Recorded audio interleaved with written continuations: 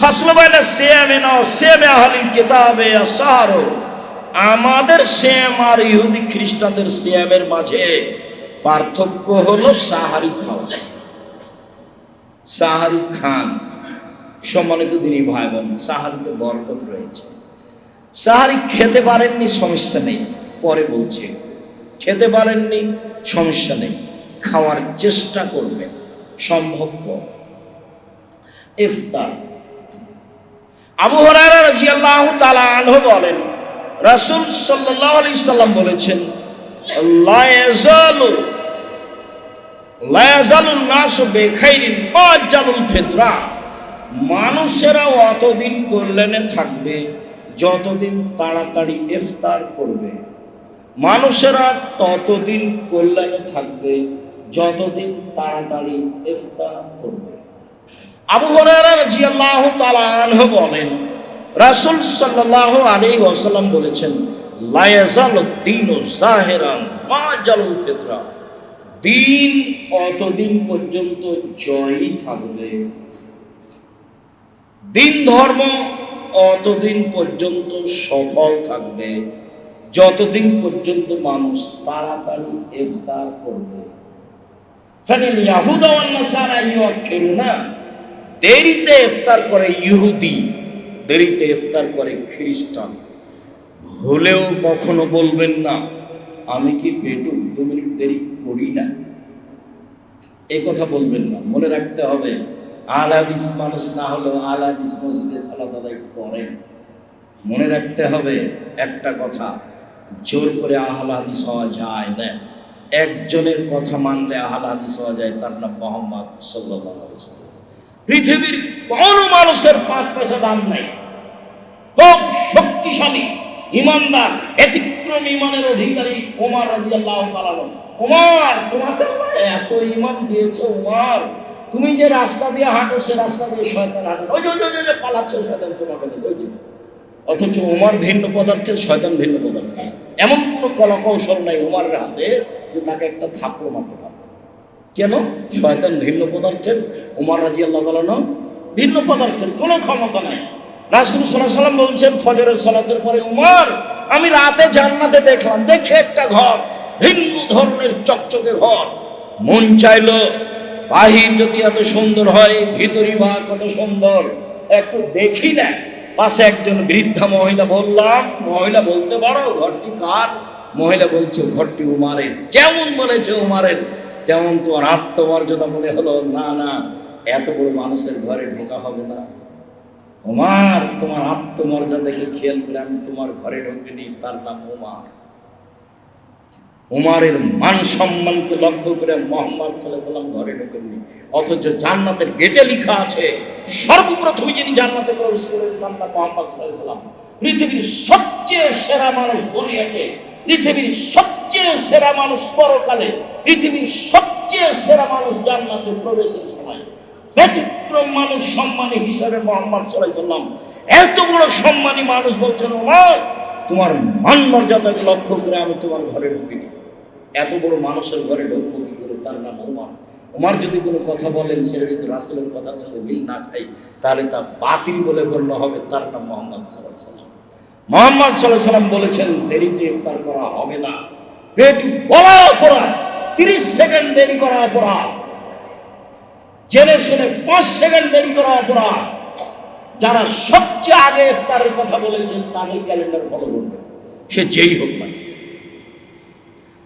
দেরি করে তো আমি আসলে নেকি করতে চাইনি, তাড়াহুড়া করে আমি নেকি করতে চাইনি। আসলে আমি কাকে মানতে চেয়েছি? মুহাম্মদ সাল্লাল্লাহু আলাইহি ওয়াসাল্লামকে। এই কথা আপনি মনে রাখবেন, তাহলে ইবাদত হবে। ইফতার কি দিয়ে ইফতার করব? আবু হুরায়রা রাদিয়াল্লাহু তাআলা আনহু বলেন, রাসূল সাল্লাল্লাহু আলাইহি ওয়াসাল্লাম বলেছেন, আফতিরু বিত্তামর ফাইনাহু বারাকা। পৃথিবীর মানুষ, তোমরা খেজুর দিয়ে ইফতার করো, তাতে বরকত রয়েছে। পৃথিবীর মানুষ, তোমরা খেজুর দিয়ে ইফতার করো, তাতে বরকত রয়েছে। ফাইলাম তাজিদ ফাইলাম তাকুন, যদি খেজুর না থাকে, ফাবিল মা ফাইনাহু তাহুরুন, তাহলে পানি দিয়ে ইফতার করো, পানি পবিত্র। যদি খেজুর না থাকে তাহলে পানি দিয়ে ইফতার করো, পানি পবিত্র। কেন নবী সাল্লাল্লাহু আলাইহি সাল্লাম ইফতার কাবলা ইউসাল্লিয়া বিরতাবিন, রাসূল সাল্লাল্লাহু আলাইহি সাল্লাম তাজা খেজুরে ইফতার করতেন মাগরিবের সালাতের পূর্বে।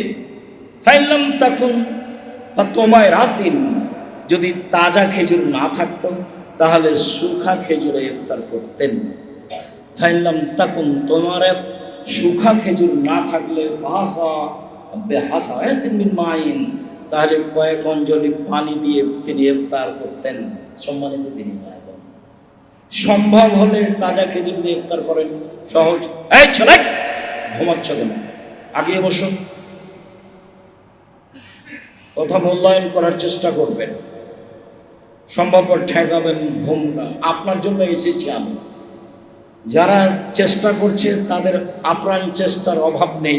কোনোদিন যদি আসতে না পারি তাহলে তাদের উপরে দোষ চাপাবেন না, মানে তাদের কারোর চেষ্টার অভাব থাকে না। আমার জানা অনুভব, আমি আসতে পারি না এটা আমি বুঝতে পারি, তবে আপনাদের সাথে আমার কোনো দূরত্ব নেই। আপনাকে আমি খুব ভালোবাসি, অন্তর থেকে ভালোবাসি। সামান্যতম দূরত্বের কথা আমার জানা নেই। কখন কি বলেছেন কি করেছেন এ ভেবেছেন আমার প্রয়োজন নেই। সম্মানিত দিনী ভাই বোন, বলছিলাম রাসূল সাল্লাল্লাহু আলাইহি সাল্লাম যা বললেন সহজ, তাজা খেজুরের ব্যবস্থা করেন। বন্ধু বান্ধব তো সৌদি আরবে আছে, আরো দেশে আছে, করেন। সম্ভব না হলে শুখা খেজুর, সম্ভব না হলে পানি। পৃথিবীর এমন কোনো ফল নেই, রাজশাহীর ফজলি আমি এই সুযোগ রাখে না, তাদের ইফতার করা যাবে না। আঙ্গুর দামি, পৃথিবীর এমন কোনো ফল নেই যে ইফতারের যোগ্য হতে পারে। পৃথিবীর এমন কোনো খাদ্য নাই যে ইফতারের যোগ্য হতে পারে। তাজা খেজুর না হয় শুখা খেজুর, না হয় পানি। সম্মানিত দিনী ভাই বোন, কি বলবো, রাসূল সাল্লাল্লাহু আলাইহি সাল্লাম ইফতারের সময় বলতেন আল্লাহুম্মা লাকা সুমতু ওয়া আলা রিজকিকা আফতারতু, হে আল্লাহ তোমার নামে সিয়াম থেকেছি, তোমার নামে ইফতার করলাম। হাদিসটি গ্রহণযোগ্য নয়, কাজেই এই হাদিসের প্রতি আমল করা হবে না। যদিও ছোটকাল থেকে বাপদাদার আমল থেকে এর প্রতি আমল করে আসছি, দুঃখিত কিছু করার নেই। হুবাহু একই সত্যই রাসূল সাল্লাল্লাহু আলাইহি সাল্লাম বলেছেন কেন নবী সাল্লাল্লাহু আলাইহি সাল্লাম আফতার ফাইফতিরু ওয়া ইয়াকুলু ইফতিরু ফায়াকুলু যাহাবাত দামাউ আবতালাতুল নূর ওয়া শাবাতাল আজম, পিপাসা দূরে হলো, শিরা উপশিরা সিক্ত হলো, নেকি প্রমাণিত হলো। ইফতারের সময় মুহাম্মদ সাল্লাল্লাহু আলাইহি সাল্লাম বলতেন ইনদাল ইফতার, ইফতারের সময় রাসূল সাল্লাল্লাহু আলাইহি সাল্লাম বলতেন পিপাসা দূরে হলো, শিরা উপশিরা সিক্ত হলো, নেকি প্রমাণিত হলো, যাহাবাত দামাউ আবতালাতুল উরুক ওয়া শাবাতাল আজর ইনশাআল্লাহ।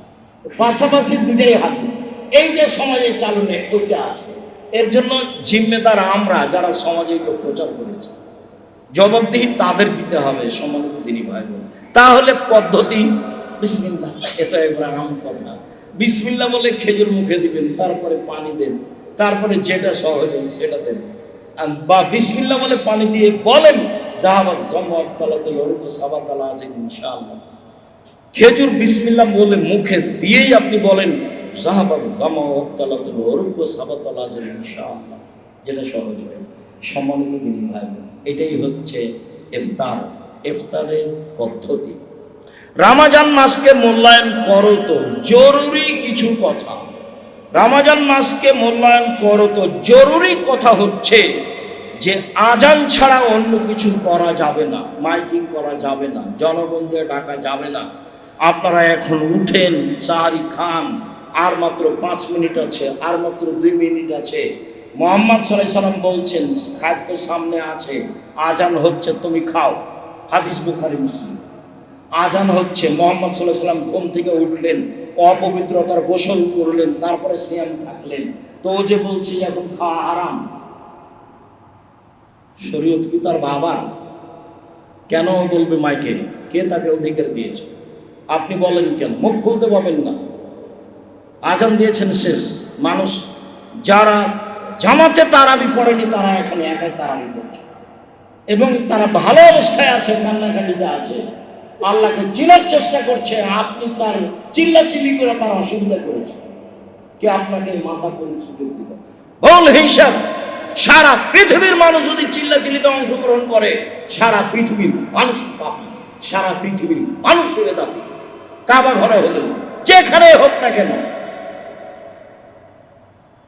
সে যে হোক না কেন, পথ একটাই, আজান দিলেন না এমনি আপনার মা চাচিরা যেভাবে করতো সেভাবে আজান হচ্ছে, খান, সমস্যা নেই, খাওয়ার রেডি আছে, আজান চলছে, হয়ে গেছে, খান, সমস্যা নেই। খাবার রেডি করবেন আজানের পরে, এইটা বোকা, এইটা হবে। শ্যাম অবস্থায় দিনে ঘুমে স্বপ্নদোষ হয়েছে, শ্যামের কোনো ক্ষতি হবে না। শ্যাম অবস্থায় ইনহেলাল, শ্বাসের সমস্যার কারণে ইনহেলাল ব্যবহার করলে শ্যামের কোনো ক্ষতি হবে না। নাকে ড্রপ দিয়ে যদি সেটা ভিতরে না যায়, তাহলে ড্রপ দেওয়াতেও কোনো সমস্যা হবে না। কাঁচা ডালের মেশওয়াক করলে শ্যাম অবস্থায় কোনো সমস্যা হবে না। পেস্ট দিয়ে দাঁত পরিষ্কার করলে কোনো সমস্যা হবে না। ক্লান্তির কারণে, রৌদ্রের কারণে, গরমের কারণে লম্বা সময় ধরে গায়ে পানি দিলে শ্যামের কোনো ক্ষতি হবে না। তরকারির স্বাদ কেমন, ঝোল জিভাতে দিলে শ্যামের কোনো ক্ষতি হবে না। অনিচ্ছায় বমন হলে শ্যামের কোনো ক্ষতি হবে না। ইচ্ছায় বমন করলে শ্যাম ভেঙে যাবে, সেই স্থানে আর একদিন শ্যাম করতে হবে। শয়তানি করে একদিন শ্যাম ছেড়ে দিলে সেই স্থানে আর একদিন শ্যাম পালন করতে হবে। শুধুমাত্র যে কোনো পুরুষ যদি তার স্ত্রীর সাথে রমজান মাসের দিনে শ্যাম পালন মিলন করে থাকে, স্ত্রী মিলনে যায়, তাহলে তাকে পরস্পর 2 মাস শ্যাম পালন করতে হবে। অন্যথায় 60 জন মিসকিনকে 1.5 কেজি করে চাউল দিতে হবে। অবশ্যই এই জরিমানা শুধু স্বামীর উপরে, স্ত্রীর উপরে নয়। অবশ্যই এই জরিমানা শুধু স্বামীর উপরে, স্ত্রীর উপরে নয়। স্ত্রী ওই একদিন সমান একদিন, শয়তানি করে ছেড়ে দিলেও একদিন সমান একদিন। স্বামী স্ত্রীর সাথে শ্যাম ছেড়ে দিলেও একদিন সমান একদিন। জরিমানা দিবে স্বামী। সম্মানিত দিন ভাই, রমজান মাসে মহিলারা ঋতু বন্ধ করে শ্যাম পালন করতে পারে। যদি ডাক্তারের কোনো সমস্যা হবে না বলে মনে করে, তাহলে মহিলারা ঋতু বন্ধ করে শ্যাম পালন করতে পারে। গর্ভবতী মহিলারা শ্যাম ছেড়ে দিতে পারে, ছেড়ে দিতে হবে এই কথা না, ছেড়ে দিতে পারে। শরীরের অনুকূলে হলে করে নিবে, অনুকূলে না হলে প্রতিদিন 100 কেজি করে চাউল দিয়ে দিবে। যারা বাচ্চাকে দুধ খাওয়ায় মহিলারা, তাদের জন্য শ্যাম রাখা জরুরি নয়, ছেড়ে দিতে পারে, পরবর্তীতে করে নিবে। না পারলে 3 সমান 100 কেজি করে চাউল জরিমানা দিয়ে দিবে। অচল বৃদ্ধ মানুষ চলাচল করতে পারে না, সে 100 কেজি করে চাউল জরিমানা দিবে। এর অর্থ এই নয় যে আর একজনকে শ্যাম করিয়ে নিবে, ওটা ভুল হয়ে গেছে। ও যদি আমার শ্যাম পালন করে তো ওরটা কি করবে? আমার নামেও শ্যাম পালন করবে না, আমার উপরে জরিমানা। যেখানে সেখানে শরীয়ত জরিমানা লাগাচ্ছে কেন জানেন? অসহায় পুরুষ নারীর জন্য। এই যে স্বামী স্ত্রী মিলন করেছে, কেন জরিমানা দাও, জরিমানা দাও, গরিব মানুষের উপকার করো। এই এহরাম না বেঁধে তুমি হারামে চলে গেছে, কেন জরিমানা দাও, জরিমানা দাও। অসহায় মানুষ 10 জন মিসকিনকে খাওয়াই দাও, সব জায়গাতেই জরিমানা। হজের মধ্যে খালি যেখানে সেখানে জরিমানা, যেখানে সেখানে জরিমানা। টাকা আছে জরিমানা দিও না, জরিমানা দাও, যেখানে সেখানে জরিমানা। এখন এই হুজুর বলছে যে না আপনার সে হজ হবে না, আপনি স্যান্ডেল পায়ে দিয়ে কেন? আমি বলে দিলাম যে আপনি এখন থেকে বলবেন 23 বছর যাবত আমি মানুষের হজ নষ্ট করেছি, 23 বছর যাবত আমি মানুষের হজ বাতিল করেছি। কে বলেছে? আব্দুর রাজ্জাক বিন ইউসুফ বলেছেন। কে বলেছেন? আব্দুর রাজ্জাক বিন ইউসুফ বলেছেন। বলতেই থাকে, যে বলবে তাকে বলবে না আমি 23 বছর যাবত মানুষের হজ বাতিল করেছি। মানে ওখানে এহরাম মাথায়, ওখানেও কাপড় পরায়, হাজি কেন? দুনিয়ার মানুষ তো কিছু বুঝতে চায় না। আমরা চেষ্টা করি শরীয়তে আপনার পাশে থাকার জন্য। সম্মানিত দিনী ভাই, বলছিলাম অচল অর্থর্ব মানুষ প্রত্যেক দিন একদিন সমান 100 কেজি করে চাউল দিয়ে দিবে জরিমানা। উল্লেখ্য যে পিতা মারা গেছে, সিয়াম রেখে গেছে, ছেলে মেয়ে করে দিতে পারবে না, এ ইবাদত অন্য কেউ করতে পারে না। দিন সমান 100 কেজি চাউল, দিন সমান 100 কেজি চাউল। হ্যাঁ, পিতা মাতা মারা গেছে, ভাই বন্ধু মারা গেছে, মান্যতের সিয়াম রেখে গেছে। মান্যত, আমার ছেলে পরীক্ষায় পাস করলে 3টা রোজা মান্যত মানলাম, করতে পারিনি, এটা কাউকে করে দিতে হবে বাধ্য। ওটা খুব কঠিন জিনিস। এটা এক ধরনের, এটা আরেক ধরনের। রামাজান ফরজ, তারপরে কেউ কারো পক্ষ থেকে করে দিতে পারবে না। হজ কেউ কারো পক্ষ করতে পারে। সম্মানিত দিনী ভাই বোন, আমরা আলোচনার শেষে চলে আসলাম। আলোচনার শেষে এসে আমি আপনাকে রমজান মূল্যায়ন করার জন্য আন্তরিকভাবে অনুরোধ জানাচ্ছি। রমজান মূল্যায়ন করেন, রমজানের পরে যে 6টা আছে সেটাকে মূল্যায়ন করবেন, একটা না।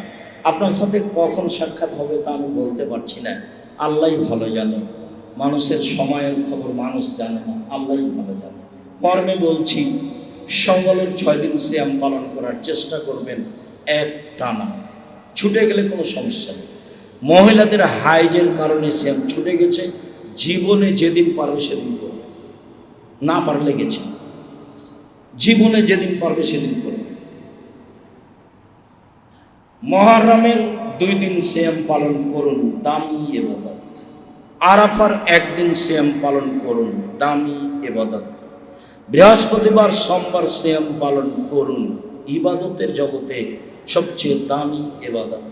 শাবানের একটানা 15 দিন সিয়াম পালন করুন। ধারণা যে ছিলেন শাবান মাসে তো আপনার সাথে সাক্ষাৎ করতে পারিনি, নইলে আপনাকে বলতাম, চেষ্টা করতাম বলার। শাবান মাসে একটানা প্রথম শাবান থেকে নিয়ে 15 তারিখ পর্যন্ত সিয়াম থাকুন। জুলহিজ্জার মাসের 1 থেকে একবারে 9 দিন পর্যন্ত একটানা সিয়াম থাকুন। রাসূল সাল্লাল্লাহু আলাইহি ওয়াসাল্লাম বললেন, বুখারী মুসলিমের হাদিস, সবচেয়ে দামি ইবাদত জুলহিজ্জার প্রথম দশকের ইবাদত। সবচেয়ে দামি ইবাদত, সবচেয়ে প্রিয় ইবাদত আল্লাহর কাছে জুলহিজ্জার প্রথম দশকের ইবাদত। তখন সাহাবীগণ বলছেন যে জিহাদের চেয়েও দামি? তখন আল্লাহ রাসূল বলছেন, হ্যাঁ, তবে যে জিহাদে বের হয়ে গেছে, ঘোড়াটাও গেছে, ওইও গেছে, টাকা পয়সাও না আসেনি, ও নিজেও ফিরে আসেনি, তাহলে ওকে পারবে না। জুলহিজ্জার 10 তারিখ ইবাদত করে ওকে পারবে না। এছাড়া এমনি জিহাদের চেয়ে উত্তম। তখন বিদ্বানগণ বলছেন যে রমজানের শেষ দশকের চেয়ে উত্তম। জি, জুলহিজ্জার প্রথম দশক রমজানের শেষ দশকের চেয়ে উত্তম। কেন? রমজানের শেষ দশকে আছে লাইলাতুল কদর, এই জন্য উত্তম, একটাই। আর জুলহিজ্জার প্রথম দশকে আছে এক কুরবানি, খুব দামি ইবাদত। ভাগে টাগে করতে যায় না, কারো পাল্লাই পড়ে, যা হবে হবে। হুজুর বলছে, আরে কে বলেছে দাপট একটু কমান, ঠান্ডা। পরিবারের পক্ষ থেকে একটা করো, খুব দামি ইবাদত কুরবানি। আকিকার সাথে কুরবানির কোনো সম্পর্ক নাই। আকিকা তো ভিন্ন ধরনের, ওটা তো আপনাকে দিতে হবে, আপনার বাপকে দিতে হবে। চাঁপাইনবাবগঞ্জের ভাষায় 7 দিনের দিন দিতে হবে। আকিকা 14 দিনে চলে না, 21 দিনে চলে না, কোনো একদিন চলে না, জীবনে একদিন চলে না। 7 দিনের দিন দিতেই হবে। আপনি তো দিবেন, আপনার বাপকে দিতে হবে, দিতেই। ওটা ইবাদত নয়। কুরবানি হলে ইবাদত। চোখ দেখো রে, নাক দেখো রে, লেজ দেখো রে, পা দেখো রে, ঠিকঠাক কিনা দেখো, তরুতাজা কিনা দেখো, গরিব মানুষ আছে নাকি দেখো, এর নাম কুরবানি। এটা ইবাদত, বড় ইবাদত। 1, 2 হজ আছে এই মাসে, 3 আরাফা আছে এই মাসে, 10 তারিখের মধ্যেই সব। এই জন্য এই মাস খুবই দামি। কিভাবে বাস্তবায়ন করব? একটানা 9 দিন সিয়াম পালন করে, এই যে 1, 2 দান খায়রাত করে, 3 তাসবিহ তাহলিল জিকির আজকার করে। সম্মানিত দিনী ভাই, আপনি নফল সিয়ামের চেষ্টা করুন, রমজান মাসকে যথাযথভাবে মূল্যায়ন করুন। আপনি আমার দিনী ভাই, আপনাকে আমি রমজান মাসকে যথাযথভাবে মূল্যায়ন করার জন্য আন্তরিকভাবে অনুরোধ জানাচ্ছি। অনুরোধ জানাতে গিয়ে আমি আপনাকে পরামর্শ দিচ্ছি। 1 নম্বর পরামর্শ, খাওয়া কমাতে হবে, খাদ্য কমাতে হবে। 2 নম্বর, এত প্রয়োজন কমাতে হবে। ঈদের জন্য জুতা, স্যান্ডেল, কাপড় চোপড় কেন? আমি আব্দুর রাজাক বিন ইউসুফ, আমার মনে পড়ে না আমি কোনোদিন ঈদের জন্য কাপড় কিনেছি। তো আছি তো, কাপড় পরে কিনবো, ঈদের পরের দিন, ঈদের পরের দিন কিনবো, আজকে আছি তো বেঁচে। সম্মানিত দিনী ভাই, প্রয়োজন কমান, প্রয়োজন কমালে মূল্যায়ন করা যাবে। এত ব্যস্ত, এত ঝামেলা, এত হিসাব, এত নিকাশ, এত বদনাম, এত গীবাত, কে কি করলো, এই চুরি করলো, ওই সেই করলো, এই তো কেমনে রমাদানকে মূল্যায়ন করবেন? এটা কেমনে হবে? আপনি আমার দিনী ভাই, আপনাকে আমি মন থেকে ভালোবাসি। আপনি আমার দিনী বোন, আপনাকে আমি অন্তর থেকে ভালোবাসি। আপনি এগুলো কমান, তাহলে আপনি রমাজানকে মূল্যায়ন করতে পারবেন। আপনি মহিলা মানুষ, বাজার গেলেন কেন? কে বলেছে আপনাকে বাজার যেতে হবে? নির্ভয় মেহমান যা আসে সেটা দিয়ে দেন। আব্দুল্লাহ ইবনে জাবেরের মতো বলে, জাবের এখন বলছে আল্লাহ রাসূল আমার বাড়িতে একটু 3 জনের খাবার, তার মধ্যে আপনি একজন। আল্লাহ রাসূল যাই শোনো, খন্দকের মাঠে যত আছে সবাই চলো। তখন আগে গিয়ে বলছে, শুনেছ কি হয়েছে? বলে আল্লাহ রাসূল সবাইকে আসতে বললো, তো খাদ্য তো 3 জনের। বলে সেই চিন্তা আপনি করেন কেন? আপনি কজনকে দাওয়াত দিয়েছেন? আমি 3 জনকে। বাস ঠিক আছে। বউ পরামর্শ দিচ্ছে, বউ বোকা হলে চলবে না সংসার। হোস তিনি বউ, যে রোজ রমাজানে এখানে যেতে চাই, সেখানে যাই, এই চাই সেই চাই, তার মানে অভিমান দিয়ে সংসার নষ্ট করেছে। মহিলা মানুষের জন্য 3টা জিনিস চলবে না। 1, অভিমান চলবে না। শাড়ি দেওয়া লাগবে, দিতে চেয়েছে দেওনি, এই দেওয়া লাগবে, স্বপ্নপুরি নিয়ে যেতে হবে, এর নাম অভিমান। অভিমান করে যে সে হোস তিনি বউ, ও দিয়ে সংসার চলবে না। অভিযোগ করে যে তোমার স্বামী তোমার ভাইয়ের কথা বলেছে, তোমার মায়ের কথা বলেছে, অভিযোগ নেই, সব খেয়ে নিতে হবে, তার নাম স্ত্রী। প্রতিবাদ নেই, তোমার মায়ের কথা বললো কেন, তোমার ভাইয়ের কথা বললো কেন, তার নাম প্রতিবাদ। অভিযোগ নেই, অভিমান নেই, প্রতিবাদ নেই, সংসার সুন্দর হবে। আর বলবেন যাতে আপনার চলে তাতে আমার চলে, চিকন কাপড়ে আপনার চলে তো আমারও চলে, মোটা কাপড়ে আপনার চলে তো আমারও চলে। আরে আমি গ্রামের মেয়ে, ঢাকা শহরে থাকি, লবণ ভাতে খুশি। আপনি যাতে খুশি, আমি তাতে খুশি। আপনার সাথে সংসার করে পরকাল পেতে চাই, হারাতে চাই না। তাহলে শয়তান আর কিছু করতে পারবে না, চুপটি লেগে চলে যাবে।